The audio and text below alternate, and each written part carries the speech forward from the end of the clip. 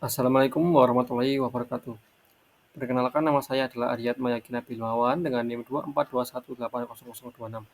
Jadi pada kesempatan kali ini saya akan praktek membuat modul ajar mata pelajaran Pendidikan Agama Islam yang berarti SD kelas 3 kurikulum Merdeka dengan pendekatan deep learning. Di sini ada yang namanya informasi umum ya. Di informasi umum itu isinya adalah identitas modul, yang dimana ada nama penyusun, instansi pendidikan, kemudian tahun ajaran, mata pelajaran, fase kelas semester, elemen, bab, topik, dan alokasi waktu.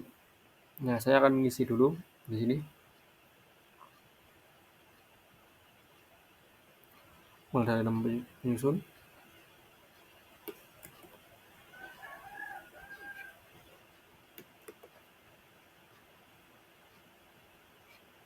kemudian adalah instansi pendidikan,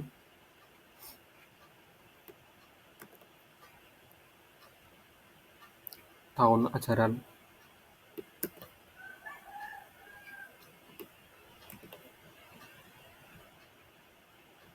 Nah, kalau di sini dalam mata pelajaran atau rapot namanya adalah Pendidikan Agama dan Budi Pekerti (PABB) karena pendidikan agama itu hanya Islam saja ya.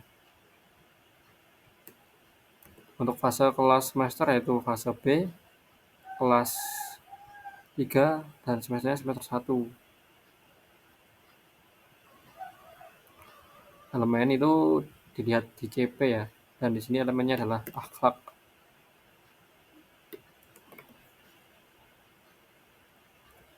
Untuk bab dan topik spesifik di sini adalah bab 4 dengan topik spesifiknya adalah berperilaku terpuji.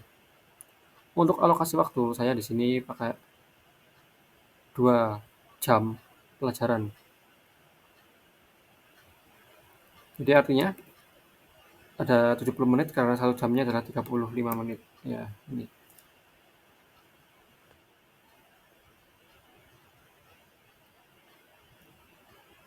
Setelah identitas modul, kemudian adalah identifikasi murid.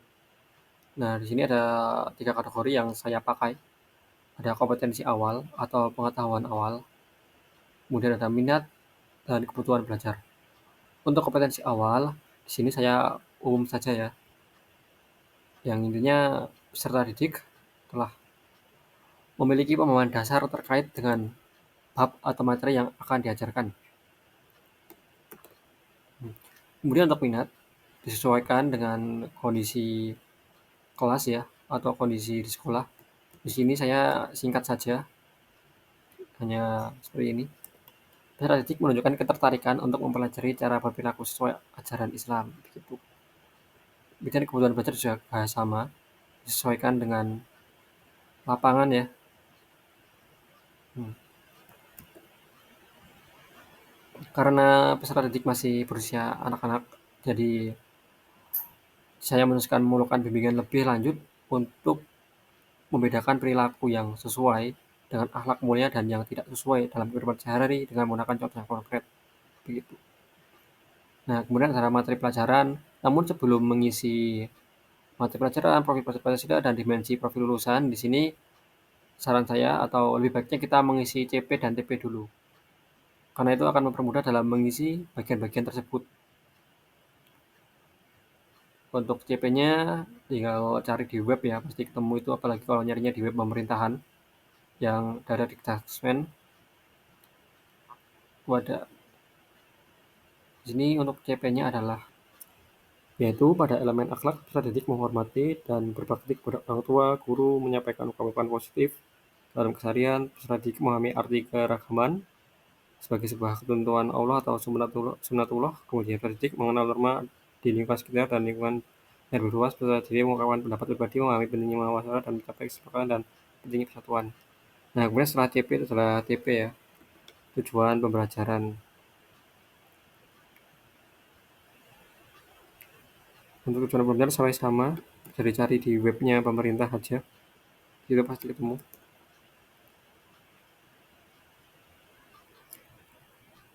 Nah, di sini untuk tujuan pembelajarannya ada 4, yaitu memahami sikap terpuji, memahami kalimat thayyibah dalam keseharian, kemudian memahami keragaman sebagai sunatullah, dan yang terakhir adalah memahami norma yang ada di lingkungan sekitar. Nah, itu untuk tujuan pembelajarannya. Jadi setelah mengisi CP dan TP, kita bisa lebih mudah dalam menentukan materi pelajaran, profil masing-masing, dan dimensi profil lulusan. Untuk materi pelajaran sendiri itu adalah inti-intinya saja, bisa diringkas dan disesuaikan dengan buku ajar, entah itu LKS atau buku paket ya. Nah, untuk saya sendiri, materi pelajaran itu poin-poin utamanya saya tulisnya hanya 5 saja. Ada makna dan contoh perilaku hormat, kemudian pentingnya berbicara dengan kalimat thayyibah, perilaku tanggung jawab, tawaduk, rendah hati, dan peduli, pemahaman terhadap penerapan sebagai sunatullah, dan kemudian yang kelima pengenalan norma dan adab di lingkungan sekitar. Nah, kemudian untuk profil pelajar Pancasila itu eh, profil-profil yang akan kita kaitkan di pembelajaran kita. Itu juga termasuk dengan CP-nya harus linear atau berkesinambungan. Untuk saya sendiri itu dari 6 memilih 3, yaitu beriman, bertakwa kepada Tuhan Yang Maha Esa, bergotong royong, dan bernalar kritis. Nah, itu yang saya. Nah, untuk yang pertama sudah biasa ya, karena ini memang pelajaran agama jadi sudah nyambung. Untuk bergotong royong itu dalam prakteknya yaitu kerja kelompok atau tugas bersama.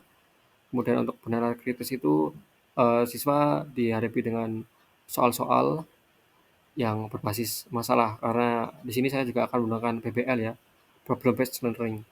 Kemudian untuk dimensi profil lulusan itu adalah dari deep learning. Sebenarnya sama dengan profil Pancasila, hanya ketambahan 2 itu ya. Nah, untuk yang pertama itu, dimensi pertama, ya, bagaimana bertakwa kepada Tuhan Yang Maha Esa dan berakhlak mulia, bisa didik, meneladani ajaran Islam dengan menunjukkan sikap hormat dan berbakti kepada orang tua serta guru sebagai bentuk pengamalan iman dan takwa kepada Allah Subhanahu wa taala. Sebenarnya ini sudah nyambung ya, mengingat ini juga mata pelajaran agama. Kemudian untuk yang kedua, saya memilih gotong royong juga.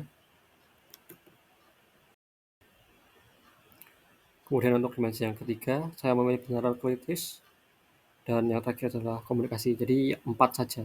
Nah, kemudian saya akan mengkaitkannya dengan pembelajaran.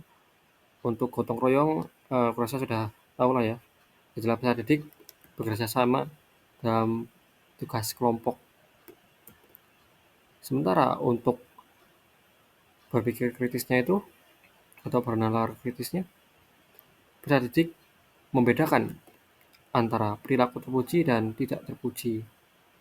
Dan yang terakhir adalah komunikasi, ini linear dengan CP-nya juga, yang di sana ada peserta didik memahami keragaman, kemudian ini menyampaikan ungkapan-ungkapan positif. Jadi itu adalah bagian dari komunikasi ya. Di sini saya masukkan komunikasi.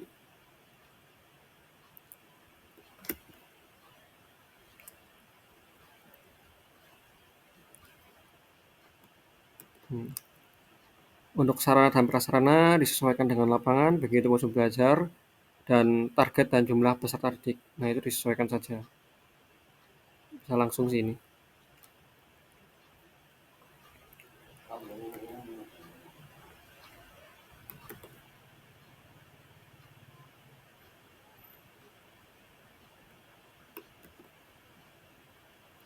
Tentu saja untuk sarana dan prasarana juga berbeda-beda ya.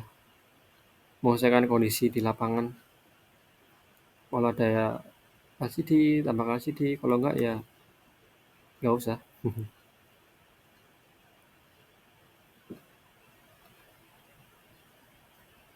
Nah, kalau targetnya di sini ternyata ada peserta didik reguler yang tidak berkebutuhan khusus ya, atau yang umum-umum saja, dan jumlahnya menyesuaikan di sini ada 24 orang.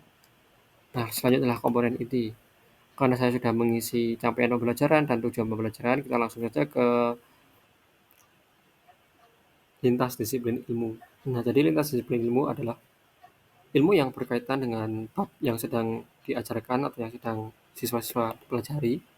Dan di sini saya mengkaitkannya dengan PPKN, karena babnya adalah perilaku terpuji, yang dimana itu nyambung ya, atau berkaitan dengan PKN, terutama dalam membentukkan adab dan sikap yang santun dalam kehidupan sehari-hari, serta nilai-nilai akhlak seperti menghormati orang tua dan guru, berbicara dengan kalimat thayyibah atau yang positif, serta bersikap tawaduk dan peduli selaras dengan pembahasan PKN. Ya, intinya begitu. Kemudian untuk selanjutnya adalah praktek pedagogis.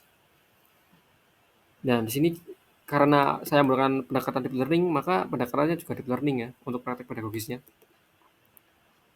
Untuk model pembelajarannya, saya menggunakan problem based learning atau pembelajaran berbasis masalah.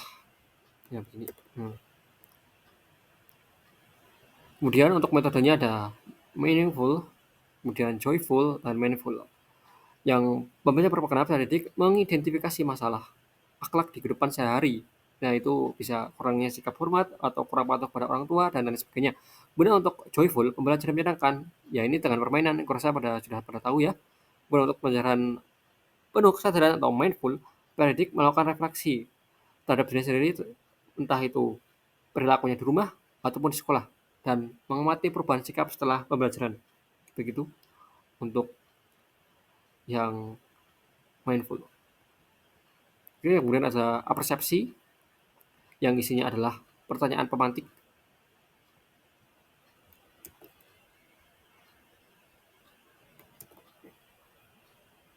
Untuk pertanyaan itu adalah, pernahkah kalian melihat seseorang berbicara dengan nada tinggi kepada orang tua atau guru? Dan bagaimana perasaan kalian melihat hal itu? Nah, itu adalah pertanyaan pemantik, jadi agar mahasiswa itu berpikir terlebih dahulu sebelum masuk ke pelajarannya dan menyampaikan pendapat mereka. Iya, intinya begitu. Nah, kemudian ada lingkungan pembelajaran.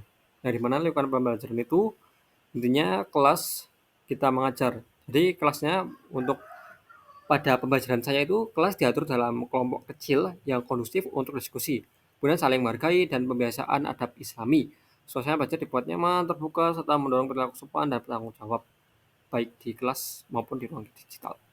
Kemudian untuk pemanfaatan digitalnya adalah pemanfaatan video, pembelajaran, atau sumber daring tentang perilaku terpuji dan tokoh-tokoh Islam, serta presentasi hasilnya melalui Canva atau PowerPoint sebagai penguatan karakter beradab di ruang digital. Nah, untuk kegiatan pembelajarannya, terutama untuk pertemuan pertama ya, untuk kegiatan awalnya 15 menit.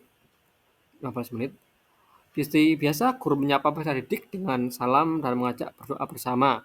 Kemudian guru melakukan apersepsi dengan menanyakan pertanyaan pemantik, siapa yang pagi ini sudah mengucapkan salam kepada orang tua, maupun bagaimana rasanya ketika disapa dengan kalimat baik.